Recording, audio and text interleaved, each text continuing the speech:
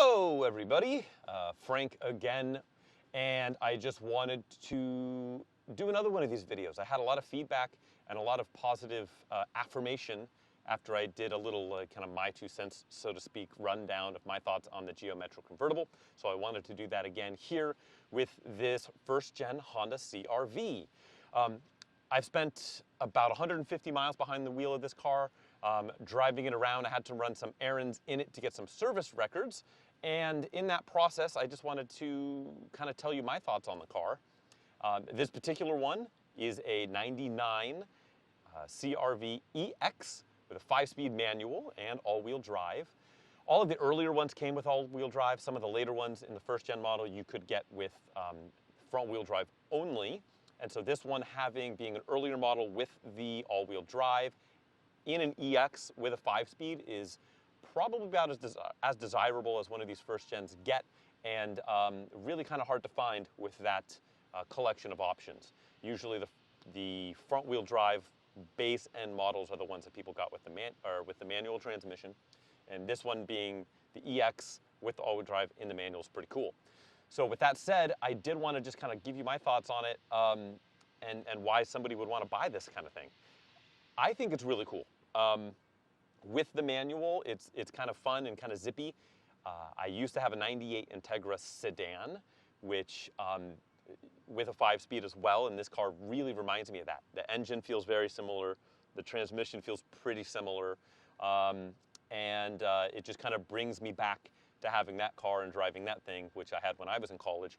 And so I think that's part of the allure to this car is a lot of people have these cars, and so a lot of people grew up in these cars. And I think a lot of prospective buyers of one of these cars aren't buying it just because they like necessarily the aesthetics of an earlier CR-V, but I think there's a certain nostalgia in these cars. And again, with the 5-speed too, they drive pretty well. You can't really go out and get yourself a manual SUV anymore. You have to just settle for an automatic if you decide you want an SUV in the extreme majority of cases. But if you go back with these smaller, the original CUVs, like this car, you can get it with a manual. They're a lot lighter. They're more tossable. Honda build quality this air is very good. And this car has held up extremely well over the 142,000 miles that it has traversed. And so I think that's kind of the allure here is I think there's a certain amount of nostalgia. I think there is a certain amount of build quality to these cars. I think that they are smaller than pretty much almost any SUV you can get right now. And I also think part of what's great is the usability. It's much boxier than some of the newer, smaller SUVs. It's much more upright. You've got a much more usable interior. The packaging is something that they don't really make anymore with the really skinny pillars. You've got a really excellent greenhouse with a lot of glass, so visibility is excellent. And I think, overall, it makes for a really compelling package and why somebody would want to spend some serious is relative, but somewhat serious money on one of these.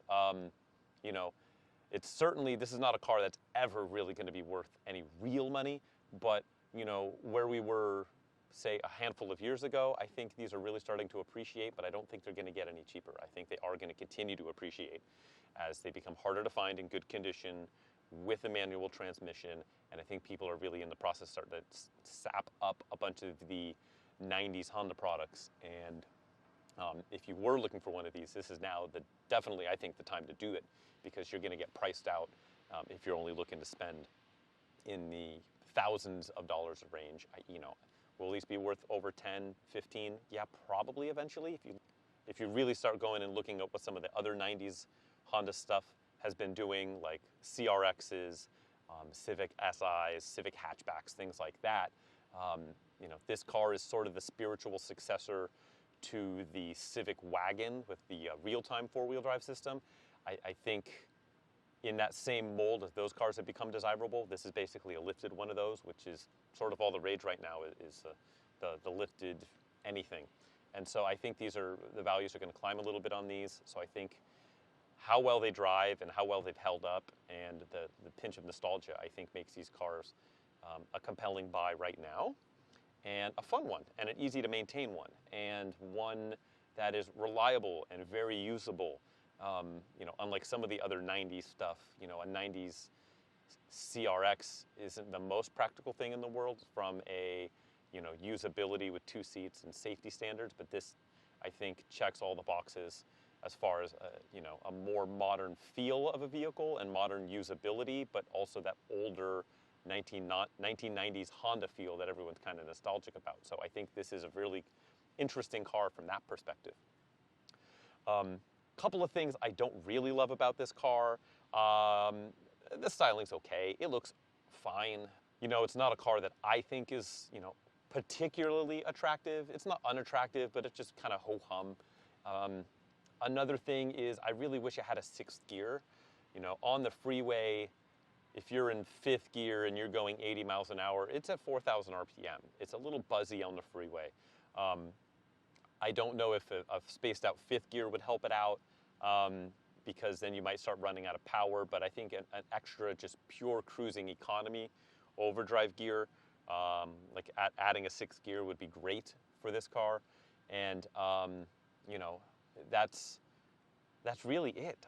There's not a whole lot that I really wish this car had. I wish it did have a little bit more power. This thing would be an absolute riot to drive at about 190, 200 horsepower, but that's not really what this car is for.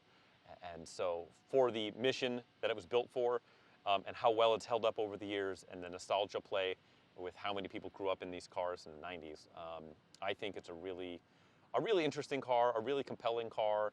And in some regards, it's ho-hum until you look at the transmission and you start driving it around, in which case it's quite a bit more compelling.